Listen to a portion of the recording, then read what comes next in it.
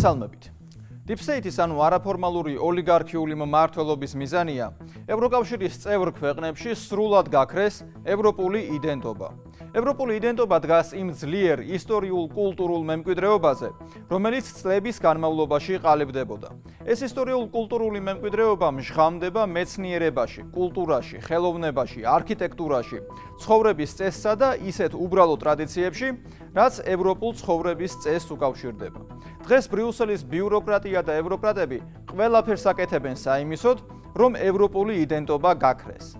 Deep-State-ის ანუ არაფორმალური ოლიგარქიული მმართველობის დაკვეთით, ევროკავშირი უნდა გადაიქცეს ერთ დიდ ტერიტორიად, რომელიც მათი მარიონეტებით იქნება მართული. დღეს ევროკავშირის ოფიციალურ ხელმძღვანელობას ირჩევს არა ამომრჩეველი, ანუ ევროპელი მოსახლეობა, არამედ ბრიუსელის ბიუროკრატია. ურსულა ფონ დერ ლაიენი და მისი ევროკომისრები დანიშნული პირები არიან. მათთვის ხმა არავის მიუცია, ამიტომაც არის, რომ მათთვის უცხოა ევროპელი ამომრჩევლის ინტერესი. მათთვის მთავარი არის დაკვეთა, რომელიც უნდა შესრულდეს. ამ დაკვეთებში არალეგალური მიგრაციის ხელშეწყობა არის ერთ-ერთი არსებითი. ქაღალდზე, სიტყვებით და განცხადებებით თითქოს ყველა იბრძვის არალეგალური მიგრაციის წინააღმდეგ. თითქოს დადგენილებებსაც იღებენ და თითქოს საზღვარსაც აკონტროლებენ. მაგალითად, დღეს უკვე ძალიან ბევრს წუწუნებენ უკრაინელ მიგრანტებზე. თურმე მათი მოძრაობა ევროკავშირში პრობლემებს უქმნის გერმანიასა და სხვებს და მათი რაოდენობა უნდა შეიზღუდოს. უკრაინისთვის მიცემული დაპირებები კიდევ ცალკე თემაა, აქ ამაზე აღარ გავჩერდებით. მაგრამ პირველ რიგში გერმანელებისა და სხვა ევროკავშირის წევრი ქვეყნებისთვის ირონიაა, რომ უკრაინელ მიგრანტებზე წუწუნებენ ხელისუფლებები, მაგრამ ახლო აღმოსავლეთიდან და აფრიკიდან ჩამოსულ მიგრანტებზე რატომღაც ხმას არ იღებენ და ისევ აგრძელებენ მათთვის დახმარებების მიცემასა და საცხოვრებელი ფართების უზრუნველყოფას. ასეთი ნაკადების შედეგად მატულობს დანაშაული და ტერორისტული აქტები ევროკავშირის წევრ ქვეყნებში. ამის მაგალითები მრავალია და ამჯერად გერმანიაზე შევაჩერებთ ყურადღებას. გერმანიაზე, სადაც ტერორისტული აქტების ეპიცენტრი ნელ-ნელა საშობაო ბაზრობები ხდება. ყველა ქვეყანას იდენტობის საკუთარი მახასიათებლები აქვს. გერმანიისთვის ერთ-ერთი ასეთია საშობაო ბაზრობები, კულტურის ნაწილი, სადაც ჩანს გერმანული ყოფისა და ტრადიციების ნაზავი და რაც მუდმივად იზიდავს არა მარტო ადგილობრივებს, არამედ ტურისტებსაც. სამწუხაროა, რომ სწორედ იდენტობის ეს ერთ-ერთი სიმბოლო უკვე საშიშ და საფრთხის შემცველ ცნებად გადაიქცა.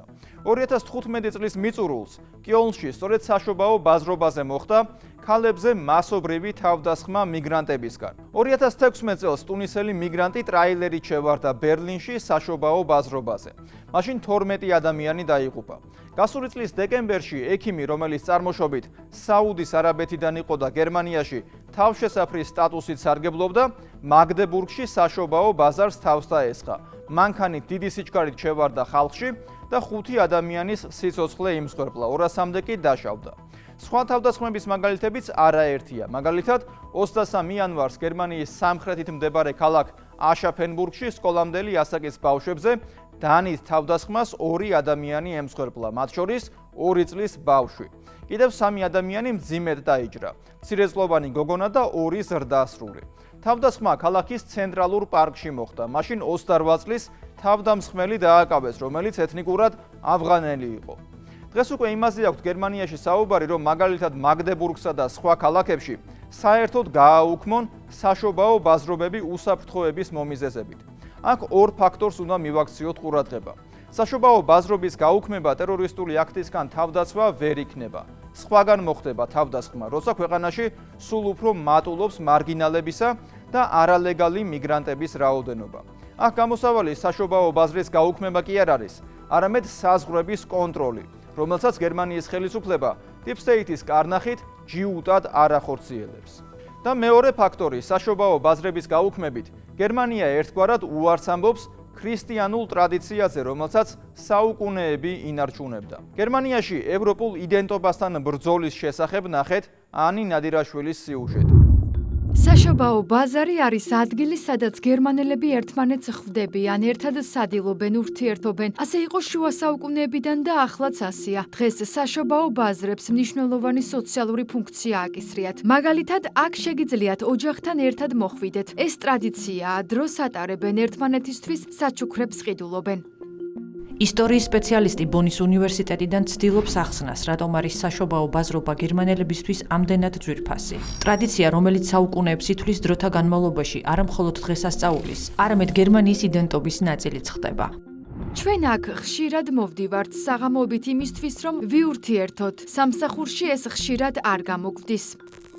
მაგრამ გერმანიის ეს სიმბოლოც უკვე საფრთხეშია. პროცესი, რომელიც შუა საუკუნეებში დაიწყო, ახლა კვდება. ერთი ჭიქა ცხელი გლინტვეინი ან ერთი ჭიქა ლუდი, შემწვარი სოსისი ან საშობაო ტკბილეული. ბევრი საჩუქრები და საზეიმო ჟრიამული, კარგი განწყობა და მხიარულება. ბევრი სწორედ ასე დაიმახსოვრებს. რადგანაც წელს პირველად რამდენიმე ქალაქში საშობაო ბაზრობა აღარ გაიმართება. ოვერათის საშობაო ბაზრობა გაუქმდა.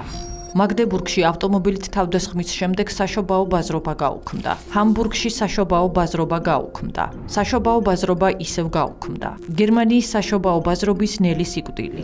დახლები დაკეტილია. ეს სიჩუმე და სიცარიელე ისეთ შთაბეჭდილებას ქმნის, თითქოს გერმანულ კულტურას ყველაზე სუფთა და ლამაზი სიმბოლო წაუშალეს. ადგილი, სადაც ერთმანეთს ტრადიცია, ოჯახი და ქრისტიანული ფესვები ერწყმოდა, საკუთარი ორბიტიდან გამორთეს.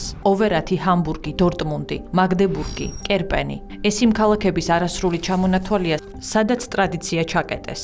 მიზეზი უსაფრთხოება, ტერორიზმის მაღალი რისკი და ეკონომიკა. გერმანელების უსაფრთხოებას ხელისუფლება უკვე ვეღარ უზრუნველყოფს. მაგდებურგში მაგალითად საშობაო ბაზრობა ტერორიზმის შიშით დაიხურა. ტელეგრაფს ქალაქის მერის ციტატა მოჰყავს. სიმონა ბორისი ამბობს, რომ რეგიონალური მთავრობა უსაფრთხოების ზომებს ვერ უზრუნველყოფს.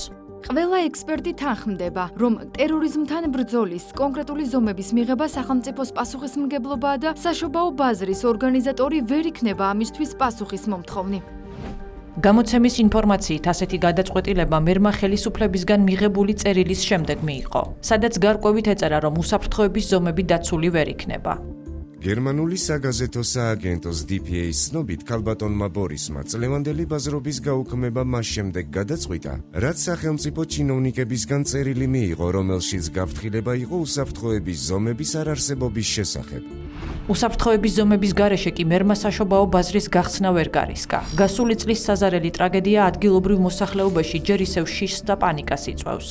2024 წლის 21 დეკემბრის ღამეს კერძო ავტომობილი სწრაფად შემოვარდა ბაზრობის ტერიტორიაზე. 300-ზე მეტი ადამიანი დაიჭრა ან მძიმედ დაშავდა. 6 გარდაიცვალა. ტერორისტი თალიბ აბდულ მუსენი საქმის სასამართლო განხილვა სწორედ ახლა დაიწყო და ადგილობრივებს ტკივილი და შიში მთელი ძალით გაუღვივა.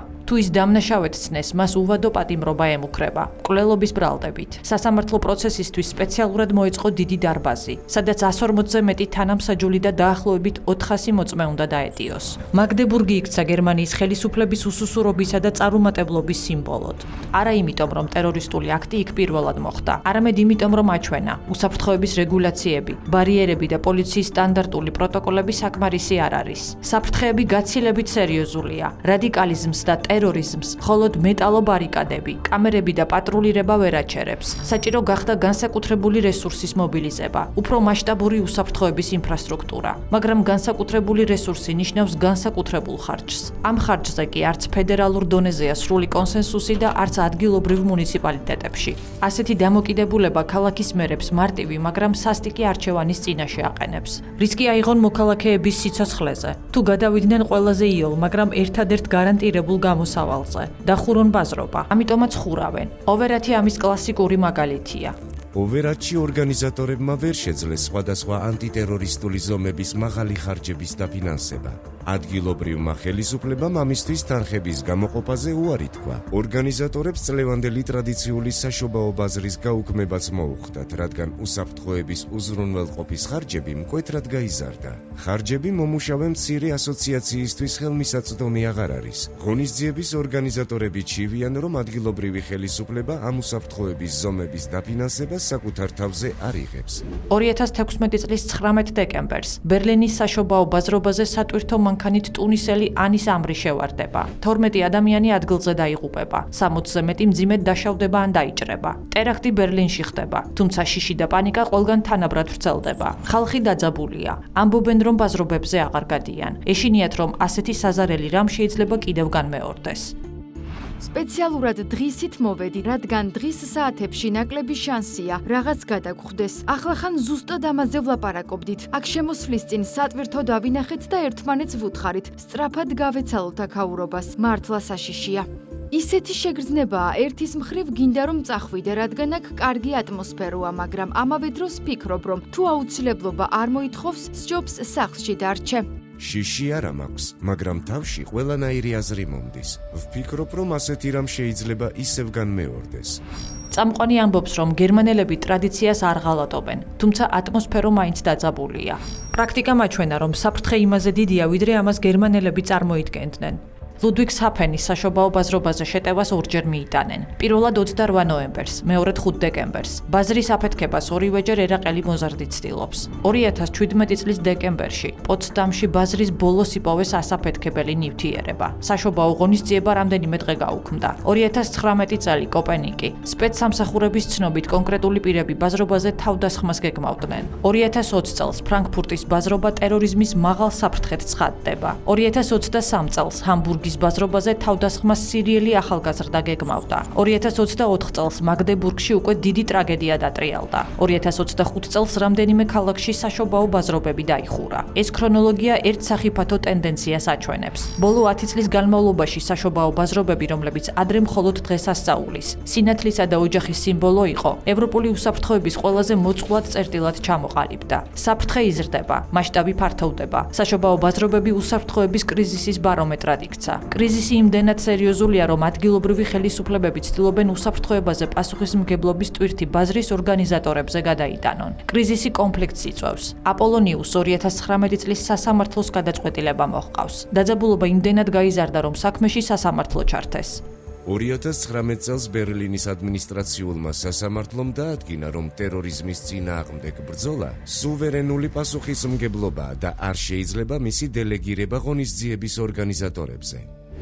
დღეს ბაზრობების მოსაწყობად საჭიროა ბეტონის ბლოკები, პერიმეტრის კონტროლი, სამართალდამცველები და ეს 10,000 ევროა. ეს თანხები არ აქვთ არც საშობაო ბაზრობების ორგანიზატორებს და უკვე არც მუნიციპალურ ბიუჯეტებს. თუმცა მიგრანტებისთვის, რომლებიც გერმანიის ტრადიციებსა და სიმბოლოს ემუქრებიან, პროგრამებიც მოქმედებს და დაფინანსებაც. მაგალითად იგივე ოვერატში, წელს 17,000 евро რომ ვერ მოიძიეს უსაფრთხოების ზომების მისაღებად, მიგრანტების მისაღებად და დასაბინავებლად 400,000 ევროზე მეტი გამოიყო. ასეთი პოლიტიკა აქვს Deep States. ბრიუსელი მიგრანტებზე ფოკუსირებას განსაკუთრებით 2015 წლიდან იწყებს. Deep State-ის დავალებით ევროკავშირის წევრ ქვეყნებს საზღვრების გახსნა და ლტოლვილების მასიური მიღება დაევალათ. 2015 წელს გერმანიაში მილიონზე მეტი ლტოლვილი ხვდება. 2016 წლიდან კი Deep State-ის ორგანიზებით ქვეყანაში შესული მიგრანტები საშობაო ბაზრობებზე ტერაქტების განხორციელებას იწყებენ. მაგრამ რატომ ხდება საშობაო ბაზრობები თავდასხმების სამიზნე? როგორც ჩანს, ეს მოვლენა შემთხვევითი არ არის. საშობაო ბაზრობა არ არის მხოლოდ გასართობის სივრცე. ეს არის ქვეყნის იდენტობა, ტრადიცია, ოჯახი და ქრისტიანული ფესვები. ამ ფუნდამენტურ ღირებულებებს Deep State-ი დიდი ხანია უტევს, შლის და ანადგურებს. ახლა მიზანში საშობაო ბაზრობები ამოიღეს. ეს ბაზრობა განასახიერებს ქრისტიანულ ევროპას, დასავლური ცხოვრების წესს. ეს არის სიმბოლური დარტყმა ქვეყნის იმიჯზე და ფასეულობებზე. ამ სიმბოლოს დაზიანება ნიშნავს თავად ქვეყნის ცხოვრების წესზე შეტევას, მის განადგურებას. როგორც კი საზღვრები იხსნება და მიგრაცია უკონტროლო ხდება, ქვეყნის იდენტობაზე დარტყმებიც მაშინვე იწყება. მაგდებურგი კულმინაციაა. გერმანიის სახელმწიფო უსაფრთხოების სისტემა თანამედროვე გამოწვევებს ვეღარ პასუხობს. ეს უკვე აღარ არის მხოლოდ ტექნიკური ჩავარდნა. ეს არის პოლიტიკური და სახელმწიფოებრივი უმწეობა, უსუსურობა. ვითარება ისე იცვლება, რომ სახელისუფლებო სტრუქტურები თავად იქცნენ გამოწვევად. საკუთარი მოქალაქეების დაცვას ვეღარ ახერხებენ. ისევ Deep State-ის დღის წესრიგს მისდევენ. ამ კონტექსტში კანცლერ მერცის სიტყვები: გერმანია აღარასდროს იქნება ისეთი, როგორიც ადრე, მხოლოდ რეალობის აღწერა აღარ არის. ეს გახდა პოლიტიკური მესიჯი, რომელიც თითქმის შეუმჩნევლად მიანიშნებს. ხელისუფლება თავად აღიარებს იმ ეპოქის დასრულებას, როცა გერმანია ევროპის სტაბილურობით, ეკონომიკური ძლიერებითა და ღირებულებებით ამაყობდა. ისე თითქოს ქვეყანა უნდა შეეგუოს ახალ ეპოქას, სადაც ლიდერობა, უსაფრთხოება და გავლენა არა სამომავლო მიზანი, არამედ უკვე დაკარგული ისტორიული ფურცელია.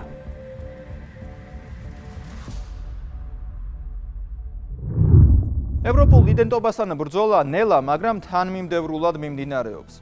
ეს კი ქრისტიანობასთან ბრძოლის გარეშე წარმოუდგენელია. ამიტომაც არის, რომ ბრიუსელის ბიუროკრატიისა და ევროკრატების სამიზნეში ქრისტიანული რელიგია, ქრისტიანული ტრადიციები და ევროპული იდენტობა არის ამოღებული. ეს კი Deep State-ის, ანუ არაფორმალური ოლიგარქიული მმართველობის დაკვეთების შესრულების შედეგია, რაც არალეგალურ მიგრაციაზე, LGBT იდეოლოგიის დანერგვასა და ომის პოლიტიკაზე გადის. მე იოანე შაიშმელაშვილი ვარ, კვირაში 4 ჯერ 21 საათსა და 15 წუთზე. უყურეთ ევროკრატიას.